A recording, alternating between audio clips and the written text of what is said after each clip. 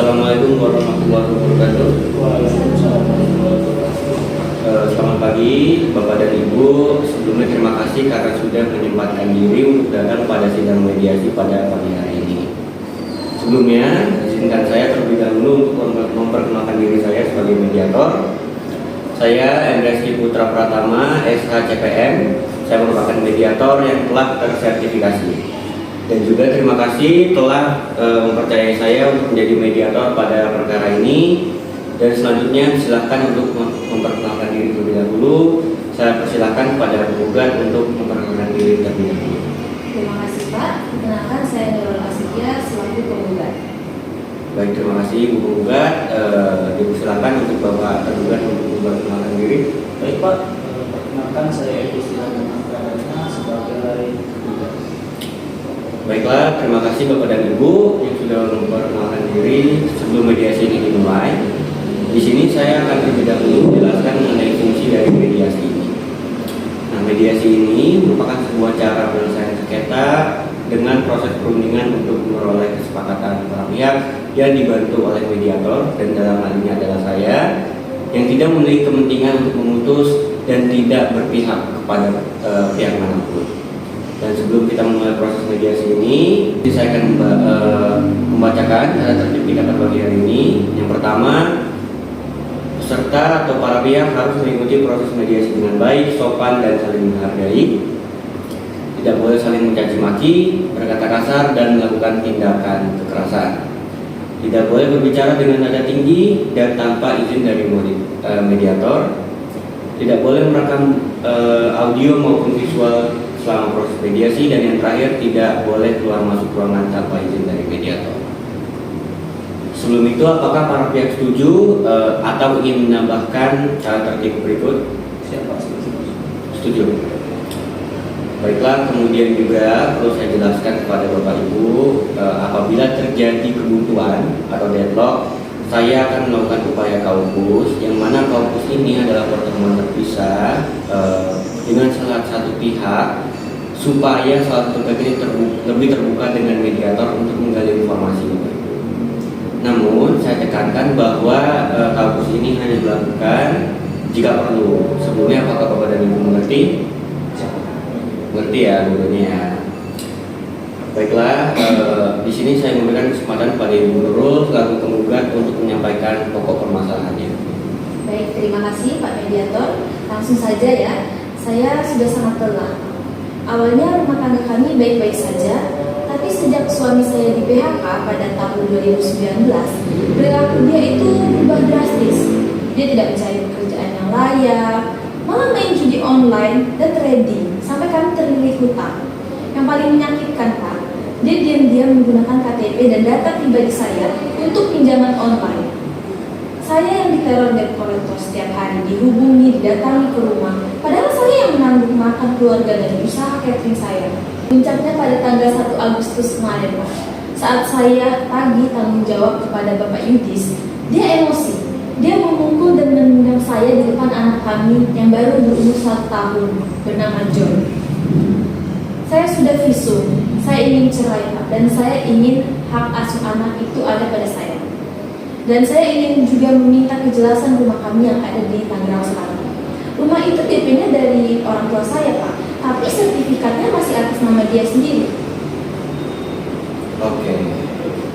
Baik Bu Nurul, di sini saya mengambil kesimpulan bahwa Bu Nurul di sini merasa dikhianati secara ekonomi. Betul Pak. Kemudian adanya keamanan fisik yang terancam. Betul sekali. Dan ingin mengamankan aset demi masa depan Jo. Kemudian selanjutnya saya berikan kesempatan bagi Bapak Yudis untuk menanggapi. Terima kasih sebelumnya Pak Mediator. Di sini saya mengakui saya memang salah Pak. Saya bilang karena sudah sebulan dan saya Pak. Apalagi saya bilang jabatan itu sekaligus dikejar hutang Pak. Soalnya dan soal kejadian pemukulan itu saya juga menyesal Pak. Tapi saya mohon jangan cerai Pak. Minggu lalu saya baru terima kerja, dan untuk terima kerja itu punya beberapa syarat Pak. Salah satunya tidak boleh ada jejak kriminal. Sementara kalau memang itu melakukan tindakan saya, itu saya tidak bisa terima kerja Pak. Jadi kalau saya tidak bisa terima kerja, siapa yang dia akan menghadapi Ibu Nurul sama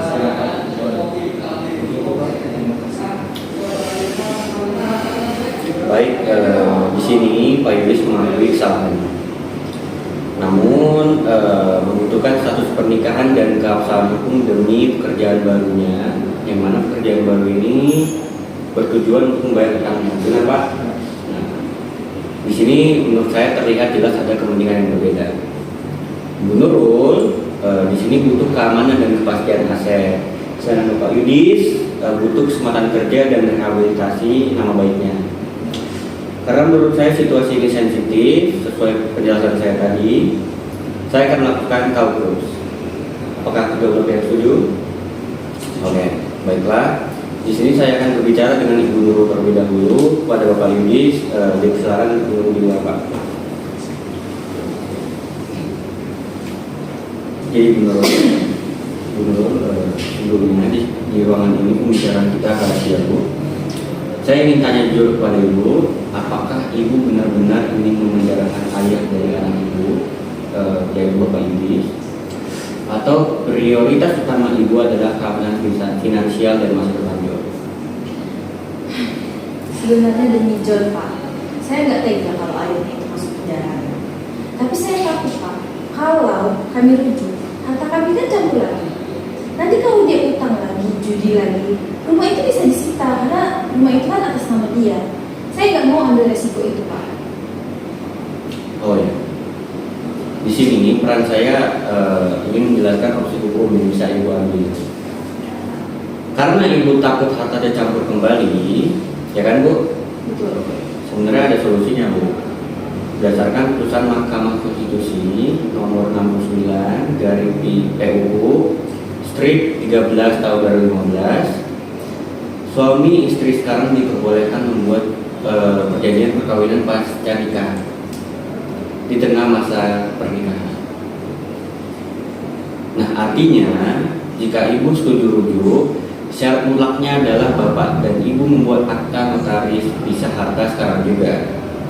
Dan setelah akta itu terbit, Bapak Yudis wajib menghibahkan atau balik nama rumah yang di Tangerang Selatan itu menjadi 100% milik Ibu. Jadi rumah itu bisa jadi milik saya Pak? Bisa. Nah, karena hartanya sudah terpisah, utang dia di masa depan tidak akan bisa menyentuh rumah Ibu lagi. Ibu aman, John juga aman, dan suami juga tetap bisa bekerja. Baik Pak, kalau caranya begini, saya mau coba rujuk, tapi ini jadi syarat mati. Rumah harus jadi milik saya. Betul, rumah itu akan kita jadikan syarat damai. Kalau dia menolak untuk menyerahkan rumah itu, Ibu dapat melanjutkan laporan polisi, dan menurut saya kondisi tawar Ibu di sini sangat kuat. Baiklah, terima kasih Ibu Nurul. Saya rasa cukup. Ibu cukup, apa ada yang ingin disampaikan lagi? Cukup. Baiklah, silakan Ibu untuk meninggalkan ruangan dan saya memanggil Bapak Ibu untuk masuk kembali. Baik, terima kasih. Jadi Pak Yudis, pertama di sini saya ingin berbicara begini. Menurut saya posisi Bapak di sini sangat sulit. Ibu Nurul memegang visum KDRT fisik dan merupakan itu ancaman pidananya adalah penjara. Dan jika mediasi ini gagal, Ibu Nurul akan lapor polisi. Kemungkinan besar Bapak akan menjadi tersangka dan kemudian akan ditahan dan otomatis akan dipecat dari pekerjaan Bapak. Karena Bapak akan hancur dan keluarga Bapak akan hilang. Terus saya harus bagaimana Pak? Kalau saya Pak, ya mungkin saya gini Pak. Oke Pak. Jadi Bapak, Ibu Nurul di sini bersedia untuk mempertimbangkan rujuk dan mencabut gugatan perceraiannya. Tapi syaratnya cukup berat Pak. Ibu Nurul meminta perjanjian pisah harta. Artinya Bapak harus menyerahkan atau menghibahkan kepemilikan rumah di Tangerang Selatan sepenuhnya kepada Ibu Nurul. Dan artinya Bapak tidak punya lagi hak atas rumah itu. Tapi kan itu rumah saya satu-satunya Pak. Oke Pak, baiklah. Di sini saya akan mengajak Bapak untuk berpikir secara logika. Pertama, Bapak pilih mana? Mempertahankan hak separuh rumah, tapi Bapak akan masuk penjara, dipecat, dan rumah itu akan tetap jadi sengketa bagi keluarga Bapak. Atau kedua, Bapak lepaskan saja rumah itu sebagai penebusan kesalahan Bapak. Hari Bapak bebas dari penjara, punya pekerjaan, dan masih bisa berkumpul dengan diri.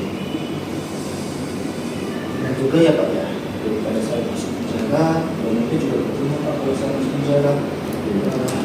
Ya udah Pak, saya ikhlas Pak kalau begitu Pak. Kalau saya buat demi saya juga, saya rela Pak. Bisa dengan saya polisi Pak. Baik Pak, menurut saya itu keputusan yang bijak. Terima kasih Pak. Mari kita panggil lagi Bu Nurul untuk menyepakati bidangnya. Terima kasih Bapak dan Ibu sekalian. Di sini kita telah menemukan titik temu. Saya persilakan Bapak Yudis untuk menyampaikan komitmennya.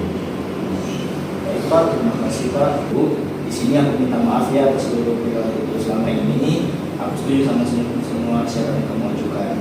Baik masalah rumah, bisa harta dan lain-lain. Aku silakan semua itu kamu. Lalu untuk utang-utang yang sebelumnya aku sebabkan, itu akan dibayar sendiri dengan gajiku sendiri.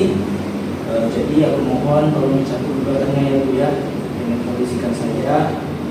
Dan ini untuk juga masa depan anak kita. Baik ya, aku pegang janji kamu. Tapi dengan syarat tambahan. Kalau sekali lagi kamu main tangan atau main judi lagi, perjanjian dana ini batal. Visum yang sekarang aku pegang akan langsung aku lapor ke polisi saat itu juga. Kamu keluar dari rumah cuma bawa baju yang kamu pakai. Mengerti kan? Iya, saya terima. Baiklah, puji syukur kita panjatkan kepada Tuhan. Kita telah mencapai kesepakatan rujuk bersyarat. Benar Bapak Ibu? Untuk memastikan kekuatan hukumnya, di sini saya akan merumuskan poin-poinnya dalam kesepakatan perjanjian sebagai berikut. Pertama, mengenai status perkawinan. Gugat mencabut gugatan dan sepakat untuk rujuk. Kemudian pemisahan harta sesuai dengan putusan MK yang sudah saya jelaskan sebelumnya. Para pihak sepakat membuat perjanjian pisah harta di notaris untuk memisahkan harta dan utang mulai dari hari ini. Pengalihan aset, tergugat wajib menghibahkan tanah dan bangunan yang ada di Tangsel kepada penggugat. Mengenai hutang, segala hutang atas nama penggugat yang digunakan tergugat akan dilunasi oleh tergugat. Kemudian klausul pidana, penggugat tidak melanjutkan laporan pidana mengenai KDRT selama tergugat berkelakuan baik. Benar? Apakah Bapak Ibu setuju dengan bukti-bukti kesepakatan itu? Siap, saya setuju. Baiklah, silakan Bapak dan Ibu menandatangani akta perdamaian ini, dan dokumen ini akan memiliki kepastian hukum yang tetap. Dengan ini mediasi saya nyatakan berhasil. Terima kasih atas kerjasama. Terima kasih. Terima kasih Pak.